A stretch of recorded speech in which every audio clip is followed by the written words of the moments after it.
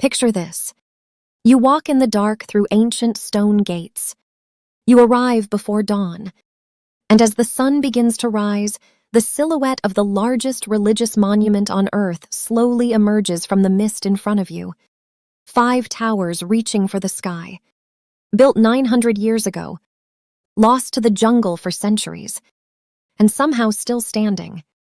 Welcome to Siem Reap, the city most travelers see for only a day, and the ones who stay longer discover one of the most magical places on Earth. Welcome back, traveler. Today we're heading to the magical kingdom of Cambodia, to a small city that sits at the edge of one of the greatest archaeological wonders ever discovered. Siem Reap. Population just over 200,000. Tucked into the northwestern corner of Cambodia, on the edge of the great Tonlé Sap lake. By itself, Siem Reap is a friendly, lively, modern Cambodian town. Cafes, markets, river walks, and a famous pub street. But what makes Siem Reap one of the most visited places in all of Southeast Asia is what lies just outside its borders. The vast temple complex of Angkor, a lost civilization, a jungle empire, and one of the most extraordinary places on Earth. And if you love discovering hidden wonders like this, hit that subscribe button. Every week we take you somewhere most travelers fly over, but those who land never forget. Between the 9th and 15th centuries, the Khmer Empire ruled most of Southeast Asia from a vast city right here. They built temples, palaces, reservoirs, and roads that connected an entire civilization. And then, mysteriously, the empire collapsed. The jungle swallowed everything. For centuries, the world forgot. Until in 1860, a French naturalist stumbled across stone towers rising from the jungle and the world rediscovered Angkor. So grab your tea, settle in, and let me take you on a journey through Cambodia's lost wonder. Our journey begins at Angkor Wat itself, the crown jewel, the largest religious monument on Earth. Built in the early 1200s by King Suryavarman II, Angkor Wat covers an area of over 400 acres, surrounded by a giant moat that stretches nearly 2.5 miles around. To put that in perspective, the entire Vatican City would fit comfortably inside its walls, several times over. Originally built as a Hindu temple dedicated to the god Vishnu, it was later converted to a Buddhist temple.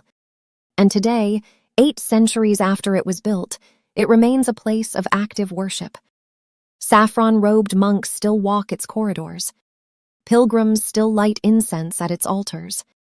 The carvings on its walls, miles upon miles of intricate bas-reliefs, depict ancient battles, celestial dancers, and Hindu epics that have been preserved in stone for nearly 1,000 years. But the magic of Angkor Wat isn't just what it is. It's how you see it. Arrive before dawn. Cross the long stone causeway in the dark. Find a spot beside the famous lotus reflection pond. And wait. Slowly, the eastern sky begins to brighten. The 5 iconic towers begin to emerge from the darkness in silhouette. The color shifts from purple to pink to gold, and the entire temple is reflected perfectly in the still water of the pond below. It's one of those moments that explains why we travel, why we leave our comfortable lives and fly halfway around the world.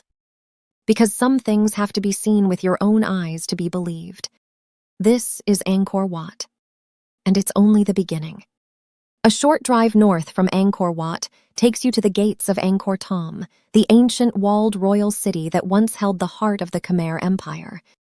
And at the very center of that city stands one of the most haunting and unforgettable temples in the world, Bayon. From a distance, Bayon looks chaotic. A pile of stone towers piled on top of stone towers. But walk closer. Look up. And you suddenly realize you are not alone. Carved into the stone of every tower are massive faces. 216 of them, by most counts. Each one over 6 feet tall.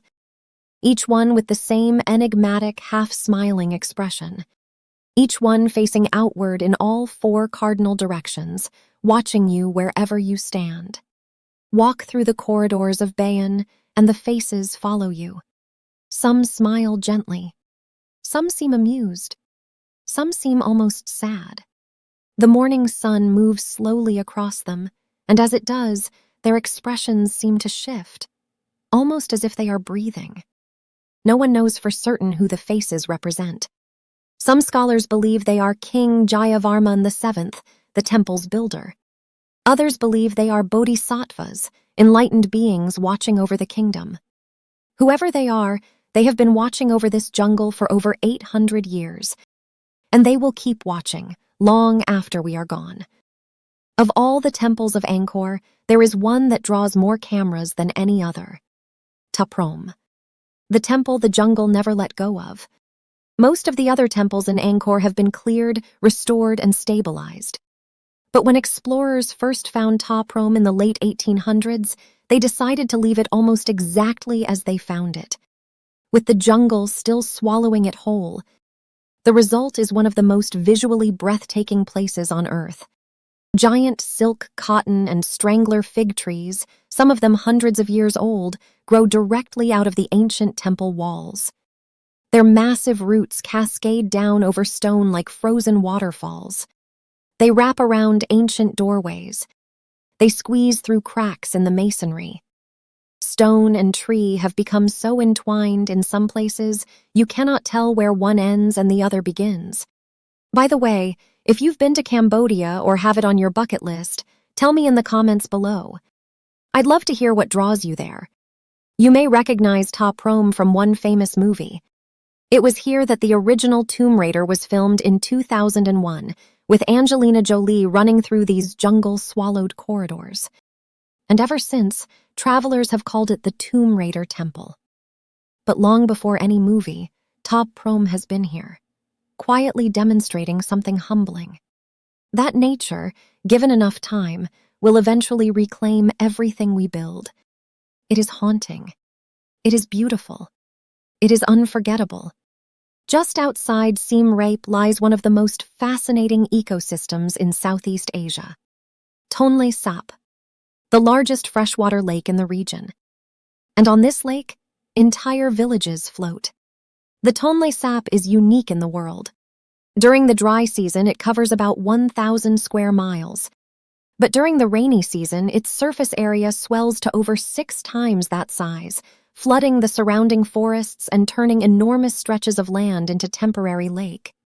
To survive these extreme seasonal shifts, the people who live here have built their homes to float, or to stand on towering wooden stilts up to 30 feet high. Entire communities of houses, schools, churches, markets, and even gas stations float on the water, rising and falling with the seasons. You can take a small boat through these villages, and the experience is unlike anywhere else. Children paddle to school in small wooden canoes. Floating shops sell vegetables and bottled water from boat windows. Fishermen pull up nets full of the silver fish that have sustained Cambodian life for centuries. And as the sun sets over the Great Lake, the whole world seems to glow gold and pink, with the wooden village silhouetted against the sky. This is daily life on Tonlé Sap, beautiful, harsh, and entirely connected to the rhythm of the water. Beyond the temples, Siem Reap itself is a city of warmth, color, and gentle energy. Cambodian food is criminally underrated. Start with fish amak, a creamy, fragrant curry steamed in banana leaves, made with freshwater fish, coconut milk, lemongrass, and kaffir lime. The national dish. Tender, rich, and delicate. Then there's lok lok, tender wok-fried beef served with rice, salad, and a sharp dipping sauce of lime juice, black pepper, and salt.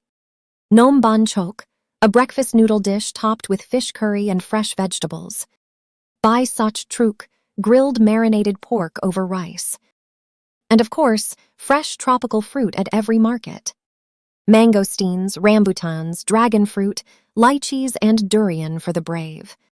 A meal at a local restaurant in Siem Reap rarely costs more than $4 or $5. And the famous pub street, the lively pedestrian heart of the city at night, comes alive with cheap food, neon lights, live music, and travelers from every corner of the globe.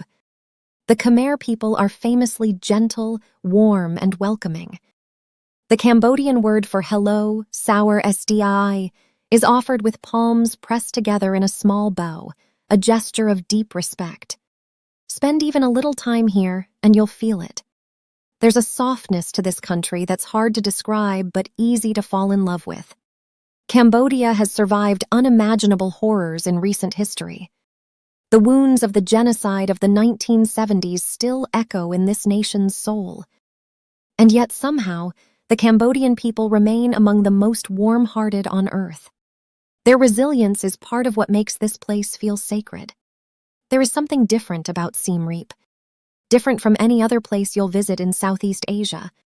Yes, the temples are spectacular. Yes, the food is wonderful. Yes, the floating villages are unique. But what makes Siem Reap unforgettable is something quieter, a sense of continuity. A sense that despite empires rising and falling, despite wars and forgetting and rediscovery, life here keeps going. Stone keeps standing. Monks keep walking. Sunsets keep coming. The Khmer Empire built one of the greatest civilizations the world has ever known. The jungle swallowed it, but it did not erase it. The temples are still here. The faces still smile. The lotus ponds still reflect the towers at sunrise. And the Cambodian people still walk these ancient stones, lighting incense, saying their prayers, continuing the rhythm.